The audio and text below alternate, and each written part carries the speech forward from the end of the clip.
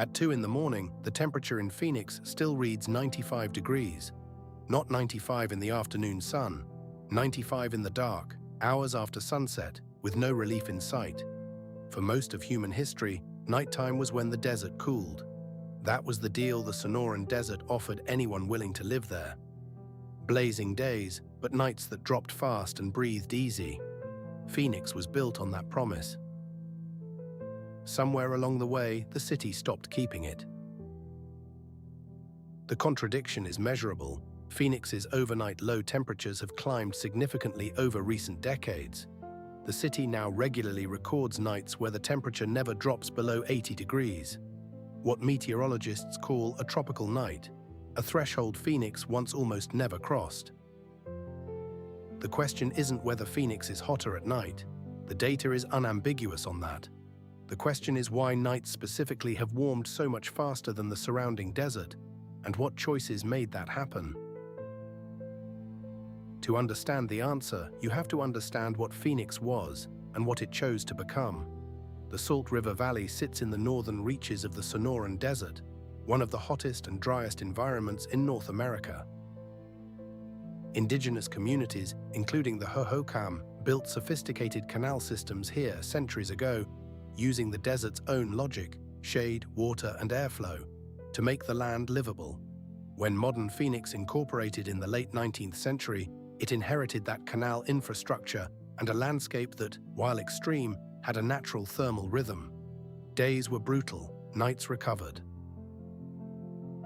The city's 20th century growth story is one of the most dramatic in American urban history. Phoenix expanded outward at a scale and speed that few cities anywhere have matched. Low-density suburban development spread across the valley floor, replacing desert scrub and agricultural land with asphalt, concrete, rooftops, and the infrastructure of car-dependent sprawl. Each of those surfaces absorbs solar radiation during the day and releases it slowly after dark. That is the core mechanism. It has a name, the urban heat island effect.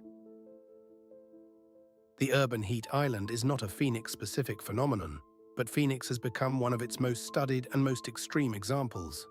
Here is how it works. Natural desert surfaces, sand, rock, sparse vegetation, absorb heat during the day, but also reflect a meaningful portion of incoming solar energy. More importantly, they release stored heat relatively quickly once the sun goes down, and they have almost no moisture to retain warmth through evaporation. Built surfaces behave differently. Dark asphalt roads and parking lots absorb close to 90% of incoming solar radiation. Concrete retains heat for hours. Buildings trap and re-radiate warmth between their surfaces. And critically, the sheer density of these materials across a sprawling metro area creates a reservoir of stored heat that the night cannot drain fast enough. The turning point in Phoenix's thermal trajectory wasn't a single decision. It was the cumulative result of decades of planning choices that prioritized automobile access and low-density expansion over almost everything else.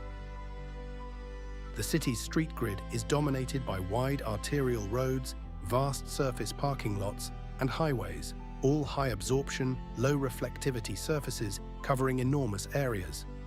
Tree canopy, which provides shade during the day and helps cool surfaces through transpiration, remained sparse across much of the metro.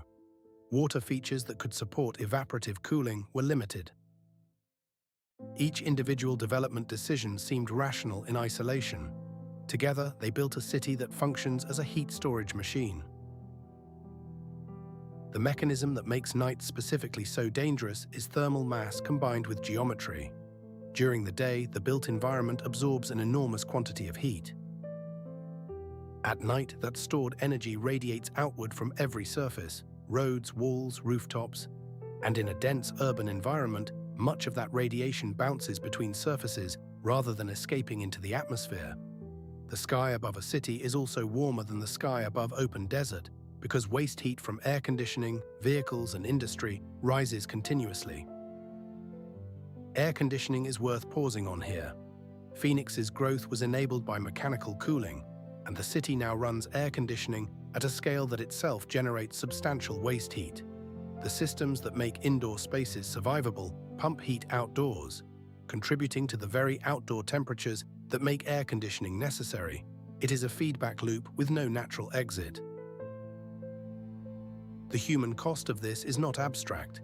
Heat is the leading weather-related cause of death in the United States, and Phoenix sits at the center of that statistic.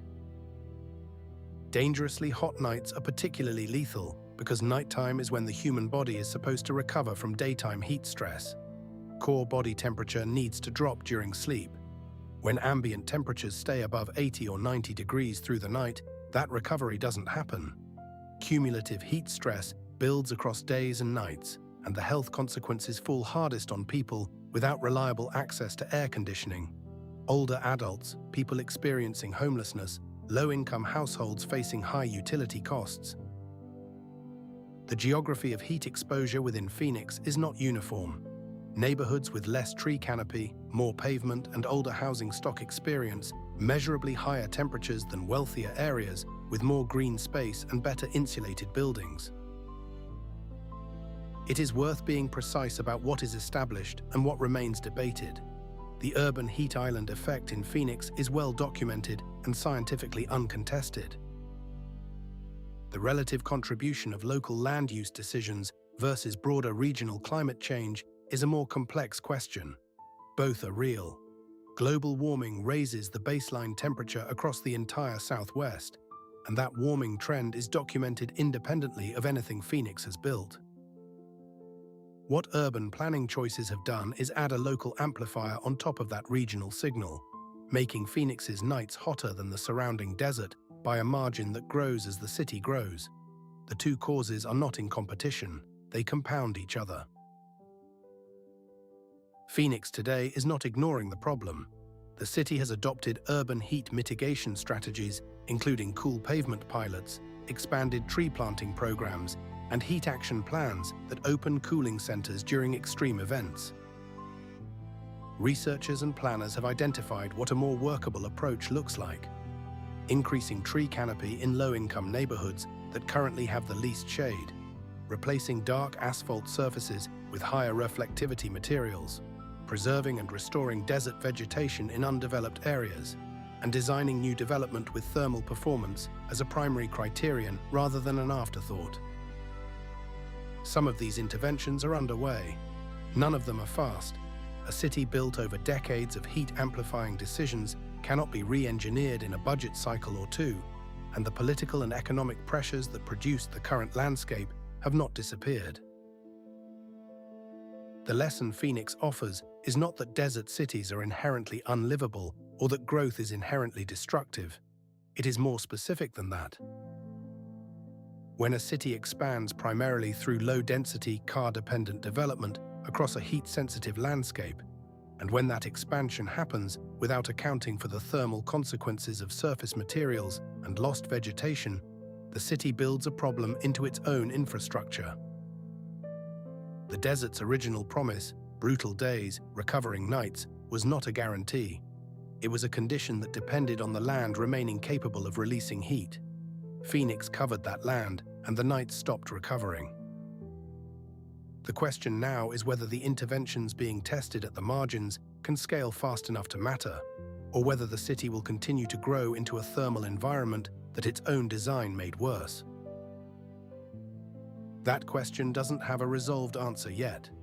What it does have is a documented mechanism, a measurable cost, and a set of planning choices that either accelerate the problem or begin, slowly, to reverse it. Visual reconstructions are illustrative. Facts and interpretations are based on the sources listed in the description.